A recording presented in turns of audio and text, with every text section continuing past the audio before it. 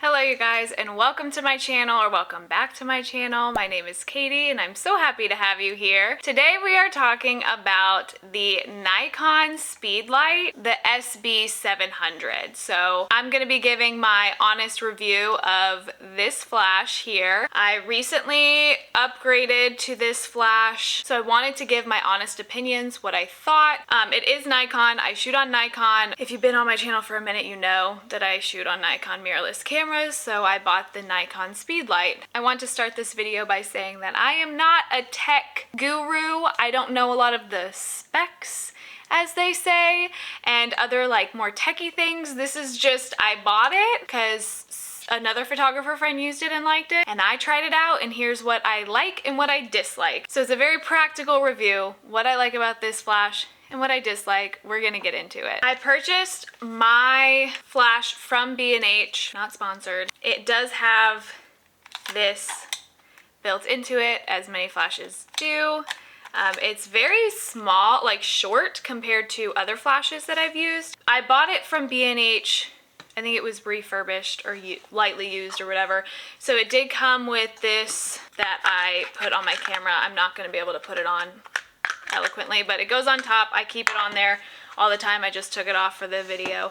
It also came with a carrying case and also different colors to put on top of the lens. I don't use them, I just keep them in the case because I photograph weddings and engagements and portraits and stuff, so I don't really need all of that. Let's get into what I like about this flash. I really like the locking system on my camera. So I just slide this flash on my camera and it's just one little switch to L, meaning lock, versus other lenses, I'm gonna be calling this a lens accidentally through this entire video. Other flashes that I've used, you kind of have to like screw it on. So I like that this is really easy. You can slide it onto your camera, hit lock, and you're good to go. It's connected and everything is a-okay. Now, does it feel like the most secure? Maybe not.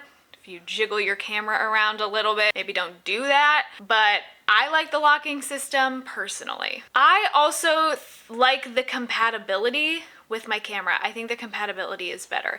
Now, I used to use Godox or Godot flashes, as I like to call them. I used those very entry-level flashes in the past, and I struggled with flash because you put those flashes on and your display is not changed. And one thing that I like about mirrorless cameras is that you can see what your image is going to look like before you take the picture, right? Because you're looking at the screen.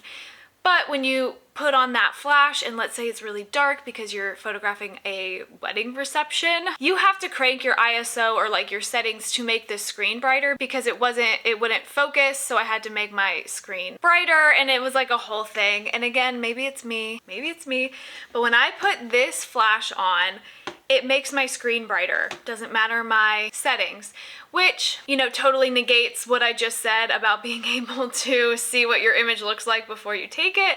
But when I'm at a reception and people are dancing, I'm not usually changing up my settings that much. So it is nice to be able to have that focus and brightness on my screen so I can focus on subjects a lot easier, and I don't have to crank up my ISO because that's not really my style. So that's just one way I think this is way more compatible with my camera. Yes, I shoot on Nikon cameras and this is a Nikon brand flash, so you would hope that they would be really compatible.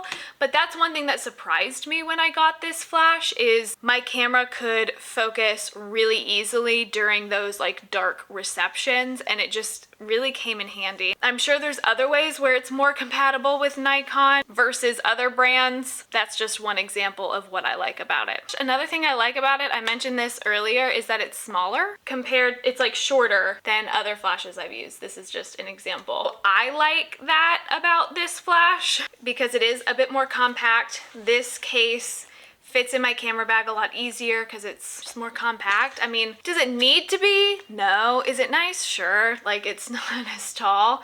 And it does a very good job, I will say. It does a very good job. It does what a flash should do. Flash for me is I use it for the reception time or low light situations, like if it's raining and where people are getting ready is really dark or whatever, to add a little extra light.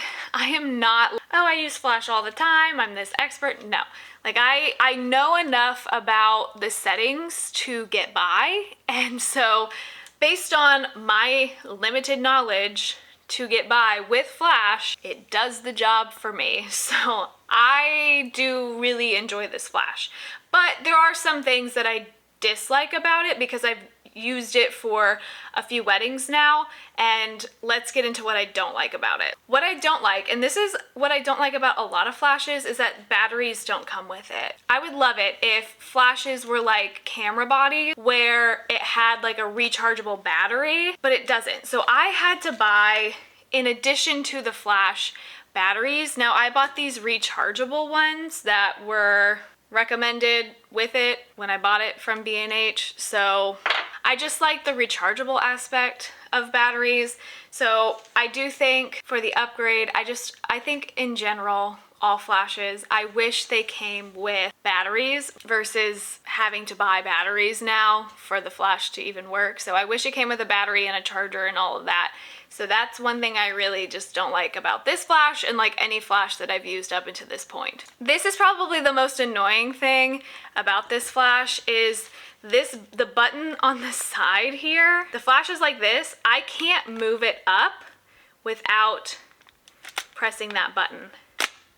And then I can move it, you know, however you want. But now that it's backwards, I can't move it back without pressing the button. And it's just annoying to me because I will be trying to move it and I just have to think about pressing a button, and I'm not used to that. So I have to get used to it, but it's something that I don't like about it. I'm sure there's a reason so it doesn't, I don't know, fall into a different angle. I don't know. I don't know the reason, honestly. Either way, I don't like that you have to press that button. In some instances, like when it's like this, you have to press the button for you to like straighten it back. Like, do you hear that like lock? And then it's stuck. Like, I don't like that. I find it annoying. It's very similar, so I have it on here now.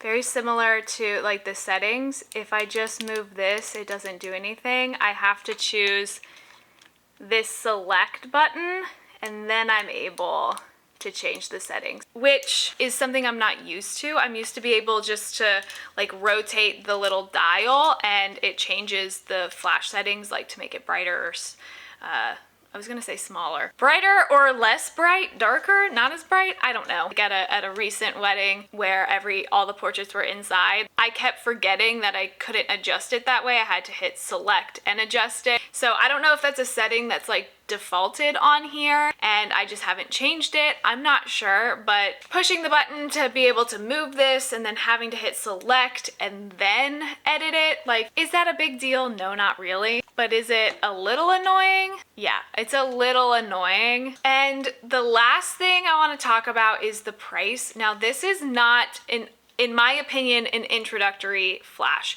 There are many other flashes out there that are way more affordable. I mean, I don't know how good they are. There are way more affordable flashes. There's also way more expensive flashes. So it's like kind of in the middle, but it's more of an investment than I've ever made into a flash. On the Nikon website right now, it is $330 for this flash. Like I said, I got it from B&H used. And so I did save a little bit of money that way, and I have no problems with it. But the reason I decided to make that investment in a flash, like I don't think I've ever spent $100 on one flash, even. Like, I've just gotten like the cheapest flashes. I just need them for like reception and stuff like that. I don't need them for like usually a whole wedding day. And so I personally would rather invest in better cameras or lenses than like really fancy schmancy flashes. But with that, you get what you pay for, right? When I bought really cheap flashes, and I say really cheap, they're not cheap. Nothing in the camera world, in the photography world is cheap, okay? Let's just get that straight. They were cheaper flashes, beginner flashes, that whole thing. And so they would just stop working randomly. And that's what happened. That's what happened to the flash that's sitting right here. It just stops working. It doesn't give you a warning. It just poops out on you. And I was getting really frustrated having to rebuy flashes all the time because I would have them maybe a year and then they'd crap out on me and just stop working, or work some of the time and not work the other part of the time. It was just incredibly frustrating for me. And so I decided, okay, it's time to invest in a flash. So I will see how long this bad boy lasts, because maybe it's me. I don't think I'm that hard on flashes, but maybe it's me. That's why I decided to put a bit more money and investment into a nicer flash. Now, is this the nicest Nikon flash or nicest flash in the world? Absolutely not. Like I said, it's kind of in the middle. It's not cheap, but it's not the most expensive, and that's where I'm comfortable living. Maybe you're in a similar boat with me. I would rather spend a little bit more money and have this last a really long time than keep buying cheaper flashes and having to replace them. I'm planning to get another one eventually for my other camera, because I do shoot on like a dual camera situation on wedding day. So I do want to get another one, but again, money, investment over time. So I really like it. Let me know if you have this flash. Do you like it? Do you have other flashes that you like more? Let me know in the comments below, but I hope that helps you if you're looking to purchase a new flash, if you're looking to purchase this flash specifically. So if you found this video helpful, please give it a thumbs up. Make sure you subscribe to the channel, and I'll see you next time. Bye.